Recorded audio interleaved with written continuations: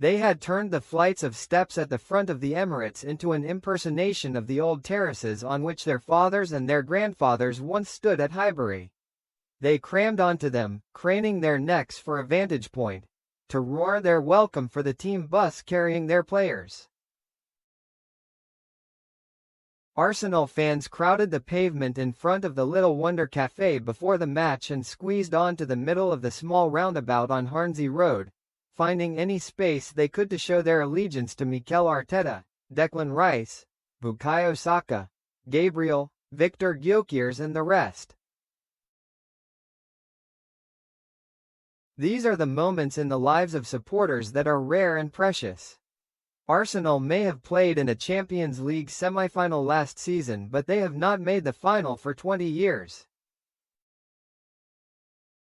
The last time they got there, it was in a riot of Villarreal yellow in the Estadio de la Ceramica when Jens Lehmann saved a last-minute penalty from Juan Roman Riquelme to send them into the 2006 final against Barcelona. Cesc Fabregas, Thierry Henry and Sol Campbell were in the team that night. That feels like a lifetime ago, so this was about history. This was about Arsenal learning to feel like winners again and trusting that they could get the job done after the 1-1 draw at the Estadio Metropolitano last week. This was about the chance to play Bayern Munich or Paris Saint-Germain in Budapest at the end of the month for the right to call themselves European champions. And when the bus finally arrived, it was shrouded by clouds of red smoke, flanked by police vans and accompanied by roars and screams. Reserve, a protection mechanism to ensure against more of the disappointment of the last 20 years, is more the Arsenal way these days, but on this evening in North London, reserve was abandoned.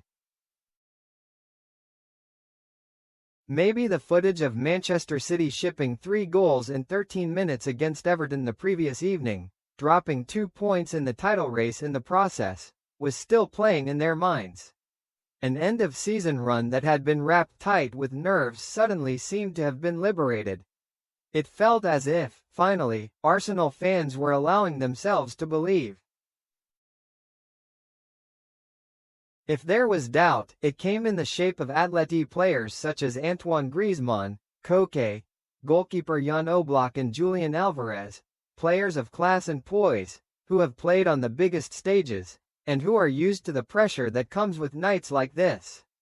Those players exerted their influence early. They were sharp and alive. Arsenal were slow to close Griezmann down at a free kick and allowed him to advance into a dangerous position. A couple of minutes later, Griezmann burst into the box and drilled in a cross that David Raya could only parry. Giuliano Simeone tried to force the ball home, but Declan Rice blocked it. Gabriel whistled a shot wide at the other end and Rice rampaged forward down the left, outstripping Griezmann and forcing a corner.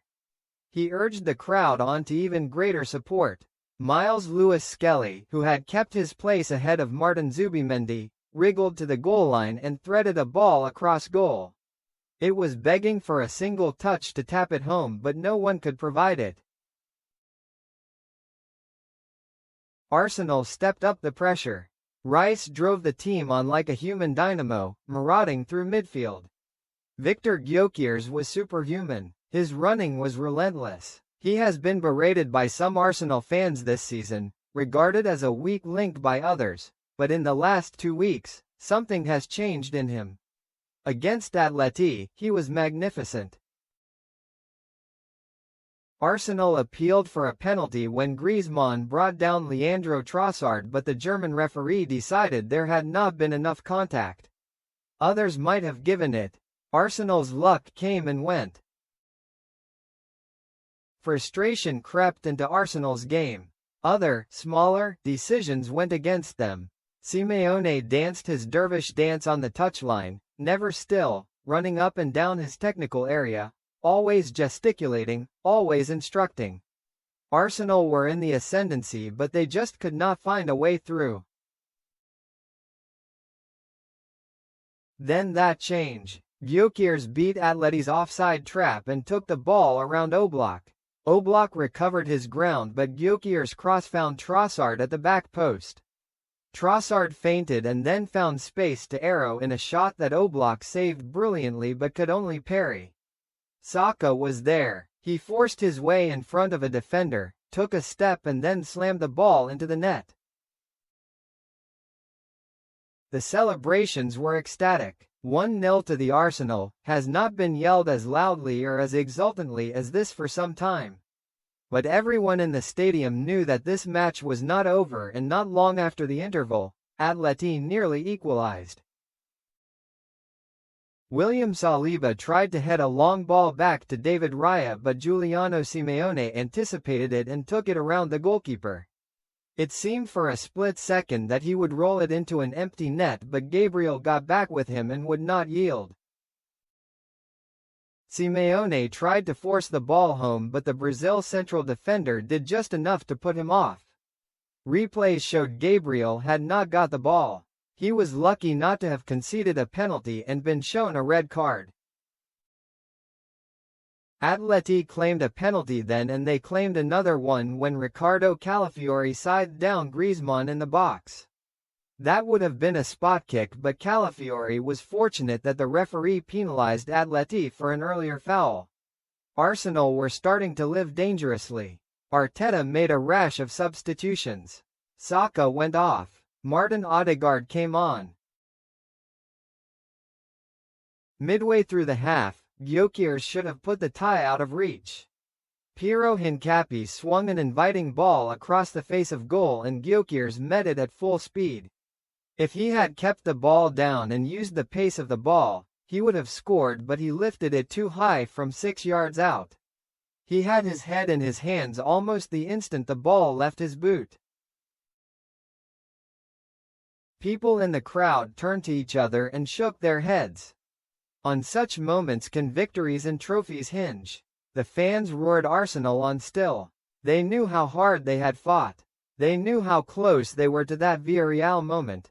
They knew how close they were to having a shot at winning the biggest prize in club football for the first time. Rice was still relentless. He was an inspiration. On a night of superlatives, it was one of the finest performances by a player for an English club in European competition. A few weeks ago, people were saying Rice was tired. Tired? No chance. This Rice was wired. Nothing was going to stop him. And then, finally, came the release. The final whistle went and the stadium erupted.